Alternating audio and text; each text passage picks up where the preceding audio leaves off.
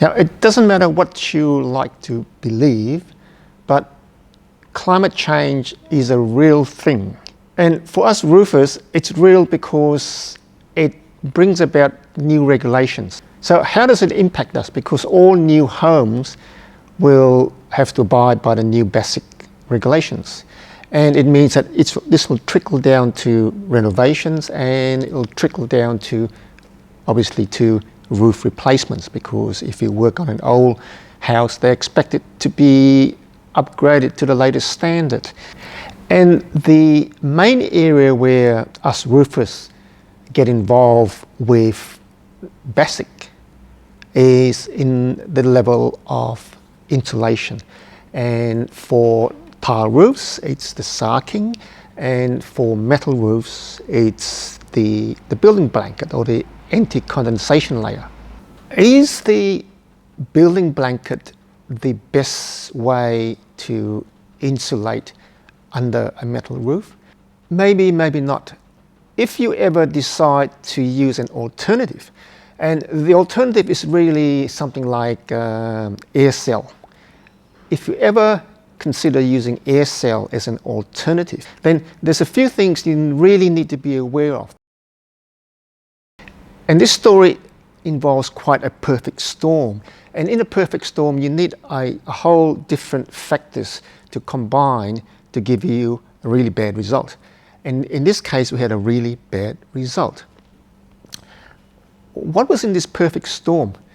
Well, we had a flat roof, and we had to replace it with a clip-lock style roof.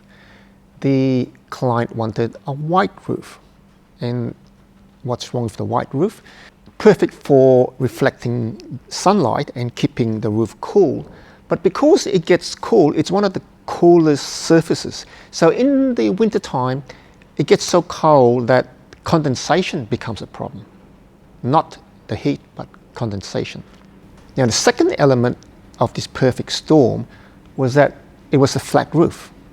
And you'll find out why a flat roof with an AIRCELL insulation you need to take particular care with. The third thing that was an element in this perfect storm was in the installation, because if you are inexperienced like we were in putting AIRCELL in, you would read the specifications and it will tell you one thing, and you go, all right, makes sense. We will use our experience in another area of roofing and apply it to this particular situation. The fourth element that caused this perfect storm was that this particular roof had a reasonable height ceiling cavity. And a lot of the bathrooms just vented straight into the ceiling cavity. It didn't have its own extraction system. So as a result, in the winter time, there would be a lot of warm, moist air in the cavity itself. So all these things combined to produce that perfect storm. And what happened? Well, the client kept saying that the roof is leaking. And we went back so many times to try to figure out where it was leaking. And eventually we found that the leak was not due to a fault in the roof. The leak was actually a condensation leak. And we think we've never really come across this much condensation before. How would this happen? So when we lifted the roof off, we saw the amount of water sitting on top the AIRCELL insulation. And we finally figured out that it was because, one, there was a lot of warm, moist air in the ceiling cavity, and two, we had chosen to lap the AIRCELL insulation rather than tape the AIRCELL insulation, because we're so used to using blanket insulation, and you don't tape the lap joint on a building blanket, you just lap it. So we decided to lap the AIRCELL, the 150mm lap, just like the instructions.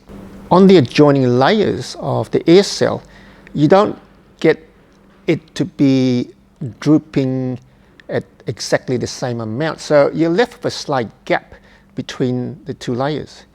And as a result, when the warm, moist air rose and hit the underside of the AIRCELL, it percolated through the gap between the two layers, got into the cavity where you're supposed to leave a cavity between the top of the Glareshield and the underside of the roof, got into this space, and there was condensation because the white roof was so cold. Condensation fell onto the AIRCELL and then started to build up, and over time it was like a dam. It just leaked into the ceiling and you got a leak. But this situation really needed this perfect storm of all these factors combining to create the problem that we encountered. So what was the solution? Well, we tried taping the joints of the AIRCELL, but that wasn't the perfect solution. So what we ended up doing was taking the roof off, actually getting rid of the AIRCELL insulation and putting a blanket insulation in, because we knew that with blanket insulation on the lap you don't need to tape, and because of the way it's lapped you don't get air percolating between the two sheets. So finally that was the solution we came up with on this particular roof, but it meant we had to take the roof off, take out the AIRCELL insulation and put in the blanket insulation at our cost. So what's the lesson here to be learnt? Well, for us, we really got burnt from that particular job, and from that point onwards we just really restricted our use of the AIRCELL Glareshield insulation because we knew what the problems were. But we know that with the current interest in condensation and the interest in being thermally efficient, the regulations and a lot of clients would demand maximum thermal efficiency, which means maximum R value. And the AIRCELL insulation will give you that extra R rating because it's actually rated at a certain situation better than the blanket insulation. So we could have people gravitating to the use of the AIRCELL insulation, especially now that the price of the two is almost matching, because the AIRCELL used to be a lot more expensive. So with the price matching and the advantages of the AIRCELL in the current basic environment being a good option to use, roofers out there should be really aware of the danger of using the AIRCELL insulation rather than the blanket insulation. So what do roofers need to know in the current environment and then moving forward? You've really got to be unlucky to be in the situation we were in and come up with all the elements to combine to give us that perfect storm. But if you have a raked roof, you're a lot better off, because even if you do get condensation, the water will run down the AIRCELL into the gutter, so you don't have that problem. You won't actually experience that problem.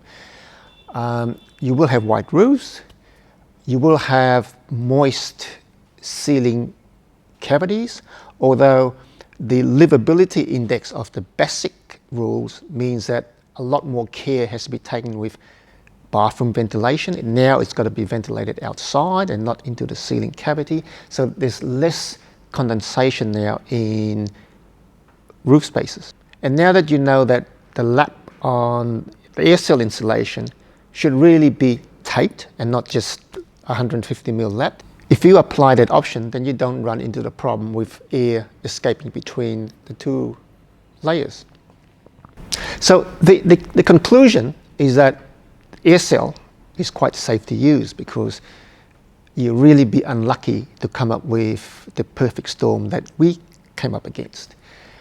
And provided you know what it does and what to look out for, you shouldn't have any problems with using AIRCELL insulation as an alternative to the building blanket under metal roofs.